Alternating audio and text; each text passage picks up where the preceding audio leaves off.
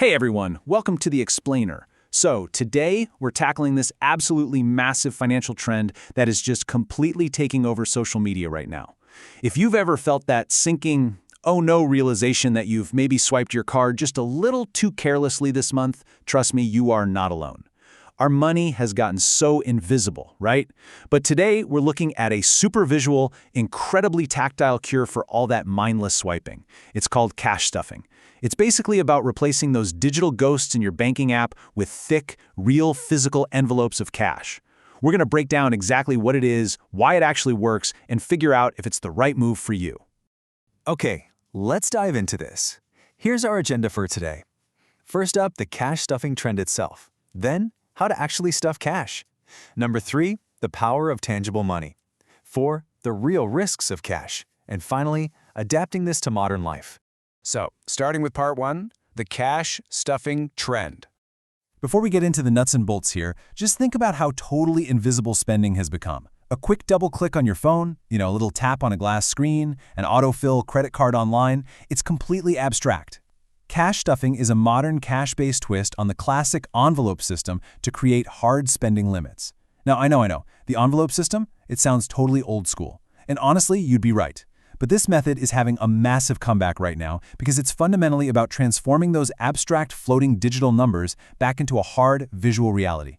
Now, what's really fascinating here is how this traditional, let's face it, kind of boring chore has been completely rebranded into this vibrant visual aesthetic. I mean, it's a massive trend on TikTok and Instagram. You've got millions of people watching these Budget With Me videos. Creators are out there sorting colorful neon cash, putting it into these gorgeous decorative binders and custom transparent wallet inserts. They've got custom stickers for every single category. It literally turns the anxiety of budgeting into this visually satisfying, deeply organized, and incredibly tactile hobby. All right, moving on to part 2, how to stuff cash. Okay, so the physical step-by-step reality of this system means you have to be pretty strict about 3 clear rules. Step 1, you get paid and you immediately divide that income into specific spending categories. We're talking rent, groceries, fun money, savings, the whole shebang.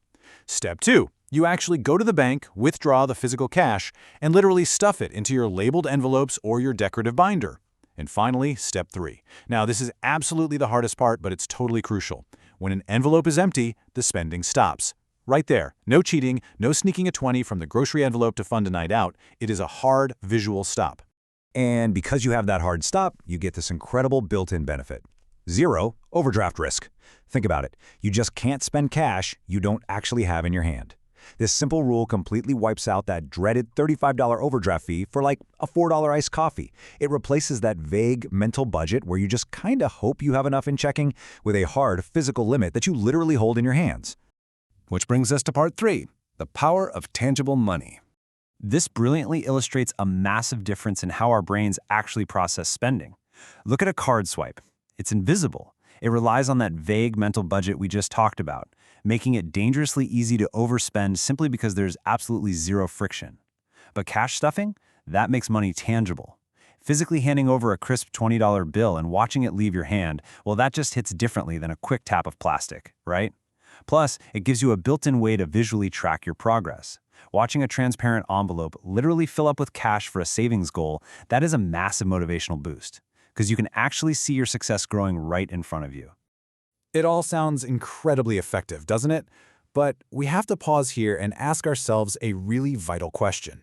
Is a purely physical cash system actually realistic for the modern world? We kinda need to look past the viral hype, the pretty binders, and the soothing aesthetics, and confront the practical reality of living with stacks of paper money in the 21st century. Let's look at part 4, the real risks of cash. As visually appealing as all of this is, stepping away from the digital banking system introduces some pretty severe vulnerabilities. The physical and financial downsides are real. First off, carrying and storing large amounts of cash in your home? Huge physical risks. We're talking theft, loss, or even a fire.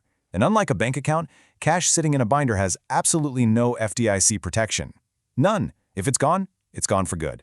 Financially, by abandoning cards, you miss out entirely on cashback and credit card rewards. Plus, you are not building any credit history. And, let's be totally honest, Cash is incredibly inconvenient for online shopping, paying your Netflix subscription, or frankly, anywhere that just flat out refuses to accept paper money anymore.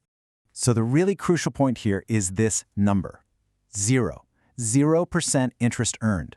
When your money is just sitting there in a plastic wallet insert for months while you build up to some savings goal, it's doing absolutely nothing for you financially.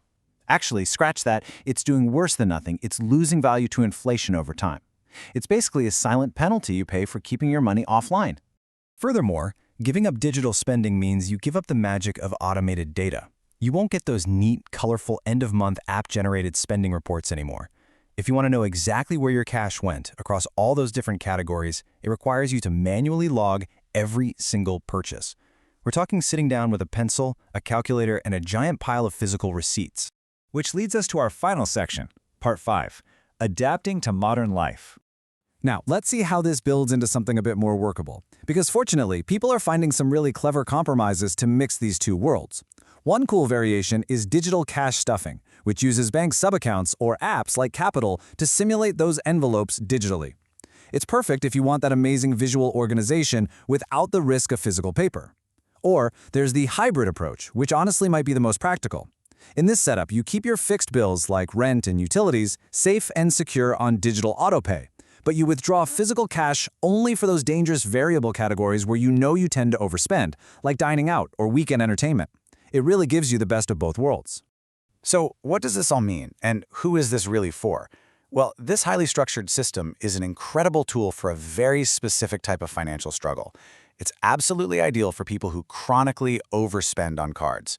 It's a total game changer for visual learners who just really need a hands-on, tactile system to make things click in their brain. And it's fantastic for people digging out of debt who desperately need hard, unforgiving limits. On the flip side, it's definitely less ideal for you if you're a big cashback reward seeker or if your lifestyle revolves almost entirely around online spending. At the end of the day, cash stuffing is way more than just a viral aesthetic. It's a really powerful behavioral hack that forces us to confront the visual reality of our spending. It completely strips away that digital illusion and makes every single dollar count. So I want to leave you with this to think about.